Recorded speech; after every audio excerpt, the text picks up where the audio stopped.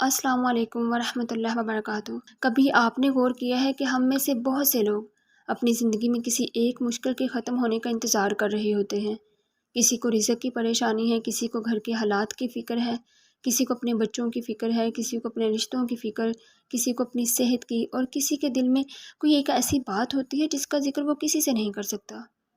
اور پھر ہم سوچتے ہیں کہ آخر میری یہ مشکل کب ختم ہوگی۔ لیکن میں آپ سے آج ایک چھوٹی سی بات کہنا چاہتی ہوں۔ ہو سکتا ہے آپ جس راستے کو باہر ڈھونڈ رہے ہیں اس کا ایک دروازہ آپ کے اپنے گھر میں آپ کی اپنی زبان پر موجود ہو، اور وہ ہے استغفار۔ لیکن ذرا رکیے، میں یہاں یہ نہیں کہوں گی کہ آپ اتنی مرتبہ استغفار پڑھیں تو اتنے دن میں آپ کا کام ضرور ہو جائے گا، کیونکہ استغفار کوئی ایسا نسخہ نہیں جسے ہم ایک مخصوص تعداد میں پڑھ کر اللہ سبحانہ تعالیٰ کے ساتھ کوئی سودا کر لیتے ہیں۔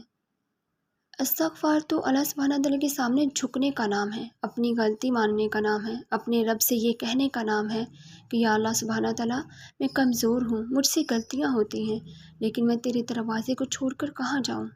اور یقیناً یہی وہ چیز ہے جو ہماری زندگی میں سب سے زیادہ بدلنے کی ہمیں ضرورت ہے۔ ہم مشکل میں آتے ہی لوگوں کے دروازے تلاش کرتے ہیں، کسی سے سفارش، کسی سے مدد، کسی سے مشورہ، کسی سے امید، اور اللہ رب العزت سے مانگنا ہمیں آخر میں یاد آتا ہے۔ حالانکہ قرآن ہمیں بتاتا ہے کہ استغفار صرف آخرت کی معافی کا ذریعہ نہیں ہے، بلکہ اللہ سبحانہ تعالیٰ کی رحمت اور برکت کا بھی سبب ہے۔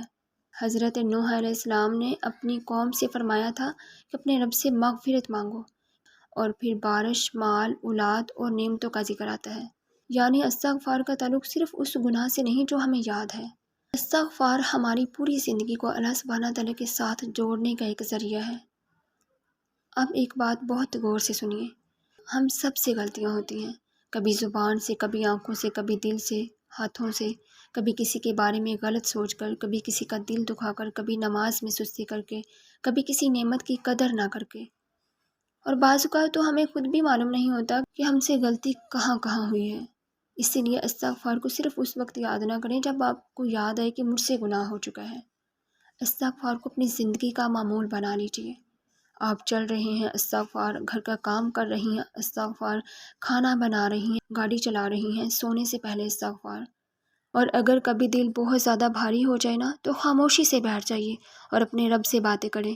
یا اللہ رب العزت، جو گناہ مجھے معلوم ہے ان پر بھی مجھے معاف فرما، اور جو مجھے معلوم نہیں ان پر بھی مجھے معاف فرما۔ یا اللہ سبحانہ تعالیٰ، میرے دل کو صاف کر دے، میرے حالات کو درست کر دے، اور مجھے ایسا بندہ بنا دے جس سے تو راضی ہو جائے۔ دیکھیے، یہی اصل چیز ہے۔ ہم انسان نا اکثر استغفار بھی صرف اپنی ضرورت کے لیے کرتے ہیں۔ مجھے نوکری چاہیے، مجھے گھر چاہیے، میرا کاروبار چل جائے، میری مشکلیں ختم ہو جائیں۔ یہ سب مانگنا غلط نہیں ہے۔ آپ اپنے رب سے اپنی ہر جائز ضرورت مانگیں، اور اللہ رب العزت کو اپنے بندوں کا مانگنا بہت زیادہ پسند ہے۔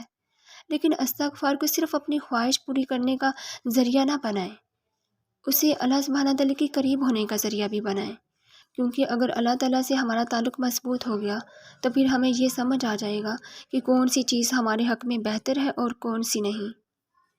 کبھی ہم کسی چیز کے لیے بہت دعائیں کر رہے ہوتے ہیں اور ہمیں لگتا ہے اگر یہ چیز مل گئی تو میری زندگی مکمل ہو جائے گی، اور پھر بعض اوقات اللہ سبحانہ تعالیٰ ہمیں وہ چیز نہیں دیتا، اور کچھ عرصے بعد ہمیں خود ہی سمجھ آتی ہے کہ اللہ سبحانہ تعالیٰ نے ہمیں اس چیز سے بچا لیا تھا۔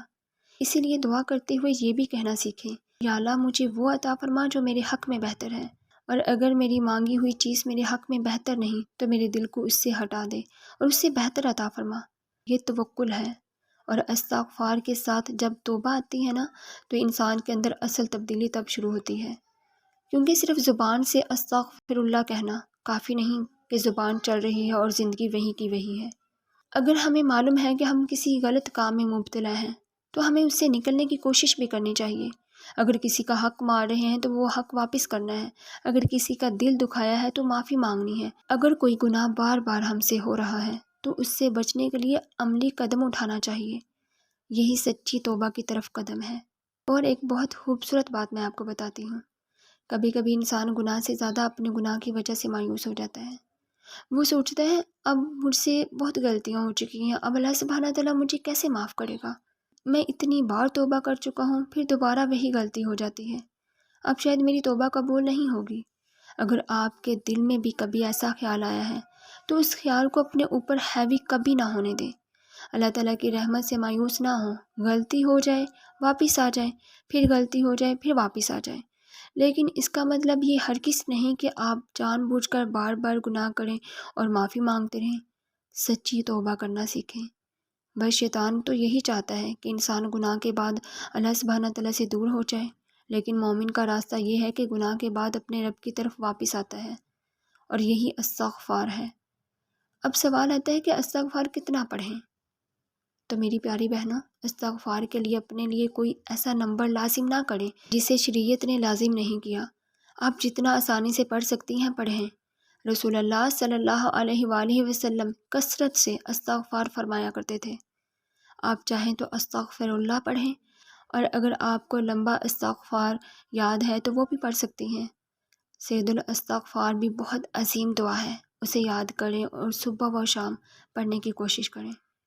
لیکن اصل چیز صرف تعداد نہیں ہے، اصل چیز یہ ہے آپ ایک مرتبہ بھی استغفر اللہ کہیں اور دل میں واقعی اللہ سبحانہ تعالیٰ کے سامنے جھک جائیں، تو یہ کیفیت پیدا کریں کہ یا اللہ مجھے اپنی طرف واپس لے لے۔ اور کبھی آپ بہت زیادہ پڑھیں لیکن دل بالکل غافل ہو، تو صرف گنتی پوری کرنے کو اپنا مقصد نہ بنائیں۔ ذکر ہمیں اللہ سبحانہ تعالیٰ کے قریب کرنے کے لیے ہے، صرف نمبر پورا کرنے کے لیے نہیں۔ اور ایک بات، استغفار کے ساتھ الحمدللہ کو بھی اپنی زندگی کا حصہ بنا لیجیے۔ جب کوئی مشکل ہو تو استغفار، اور جب کوئی نعمت ہو تو الحمدللہ، جب کوئی غلطی ہو جائے تو استغفار، اور جب اللہ سبحانہ تعالیٰ معاف کر دے تو الحمدللہ، جب راستہ بند ہو تو استغفار، اور جب راستہ کھل جائے تو الحمدللہ۔ جب بھی کبھی زندگی میں آپ پریشان ہوں تو صرف اپنے اللہ سے بات کیا کریں، اور جب دل کو سکون ملے تو اللہ سبحانہ تعالیٰ کا شکر ادا کریں۔ یہ تعلق صرف ضرورت کے وقت والا تعلق نہیں ہونا چاہیے۔ اللہ سبحانہ تعالیٰ ہمارے لیے صرف مشکل وقت کا سہارا نہیں ہے، وہ ہماری پوری زندگی کا رب ہے۔ اور ہماری زندگی کا سب سے خوبصورت دن وہ ہوگا جب ہم اللہ تعالیٰ سے صرف یہ نہیں کہیں گے کہ یا اللہ میری مشکل ختم کر دے، بلکہ یہ بھی کہیں گے یا اللہ سبحانہ تعالیٰ میری مشکل رہے یا ختم ہو جائے، مجھے اپنے سے دور نہ کرنا۔ یا اللہ پاک میری دعا قبول ہو یا میری دعا کا جواب کسی اور شکل میں آئے، میرے دل کو اپنے فیصلے پر راضی رکھنا۔ یا اللہ مجھے دنیا کی نعمتیں بھی دے لیکن اپنے قرب کی نعمت سب سے پہلے دے۔ اور میری تمام پیاری سی بہنوں، اگر آج آپ کی زندگی میں کوئی ایسی پریشانی ہے جس کا حل آپ کو نظر ہی نہیں آ رہا، تو آج سے ایک چھوٹی سی عادت شروع کر لیجئے۔ اپنی زبان کو استغفار سے تر رکھیں، اپنی نمازوں کی حفاظت کریں، اپنے گناہوں سے بچنے کی کوشش کریں، لوگوں کے حقوق ادا کریں، اور پھر اپنے رب سے مانگتی رہیں، لیکن جلد بازی نہ کریں۔ اللہ تعالیٰ سے دعا کر کے یہ نہ کہیں کہ میں نے اتنے دن مانگا اب کیوں نہیں ملا۔ ہم بندے ہیں، وہ رب ہے، ہمیں اپنی ضرورت کا وقت معلوم ہے، لیکن اللہ تعالیٰ کو ہمارے لیے بہتر وقت معلوم ہے۔ اس لیے مانگتے رہیں، استغفار کرتے رہیں، شکر کرتے رہیں، اور اللہ رب العزت کی رحمت سے کبھی مایوس نہ ہوں۔ کیا پتہ آپ کی زندگی کا اگلا دروازہ وہیں سے نکلنے والا ہو جہاں سے آپ نے سوچا بھی نہ ہو۔ استغفار کو صرف مشکل ختم ہونے تک نہ پڑھیں، اسے اس دن تک پڑھیں جب تک سانس چل رہی ہے، کیونکہ ہمیں صرف اپنی مشکلیں حل نہیں کروانی، ہمیں اپنے رب کے قریب بھی ہونا ہے۔ اللہ سبحانہ تعالیٰ ہمیں کثرت سے استغفار کرنے والا، سچی توبہ کرنے والا، شکر گزار اور اپنے رب سے مضبوط تعلق رکھنے والا بنا دے۔ ہماری چھپی ہوئی دعاؤں کو قبول فرمائے، ہماری غلطیوں کو معاف فرمائے، ہماری پریشانیوں کو آسان فرمائے، اور ہمارے لیے وہ فیصلے فرمائے جن میں دنیا اور آخرت دونوں کی بھلائی ہو۔ آمین یا رب العالمین۔ اگر آپ بھی آج سے استغفار کو اپنی زندگی کا معمول بنانے کا ارادہ کر رہی ہیں تو کامنٹ میں صرف ایک لفظ لکھ دیں، استغفر اللہ۔ شاید آپ کا یہ ایک لفظ کسی اور بہن کے لیے بھی یاد دہانی بن جائے۔ اللہ تعالیٰ ہم سب کو اپنی رحمت کے سائے میں رکھے۔ اپنا بہت سا خیال رکھیے گا، مجھے اپنی دعاؤں میں ہمیشہ یاد رکھیے گا۔ جزاک اللہ خیرہ۔